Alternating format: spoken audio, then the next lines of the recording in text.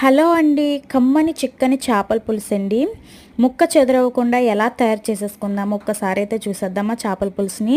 Mixie జార్లో జీలకర్ర, ధనియాలు, గసగసాలు, యాలకులు, లవంగీలు, చెక్క పౌడర్ చేసేసుకోండి. అల్లం వెల్లిపాయ పేస్ట్ అండి. చేపల కూరలోకి ఫ్రెష్ మసాలా అయితేనే బాగుంటుంది. బాండి పెట్టుకుని ఆవాలు, కరివేపాకు చిట్పట్లాడించాలండి. అందులోనే టమాటా, ఉల్లిపాయ పేస్ట్ వేసుకుని ఉప్పు వేసుకుని పచ్చివాసన పోయేంత వరకు వేయించుకోవాలి. అల్లం వెల్లిపాయ పేస్టు, మసాలా పేస్టు, పసుపు, కారం వేసుకుని బాగా వేయించేసుకుని చింతపండు పులుసు అనేది ఎక్కువ వేసుకోవాలి. నేను ఆ కప్పుతో 5 కప్పులు అయితే వేసుకున్నాను.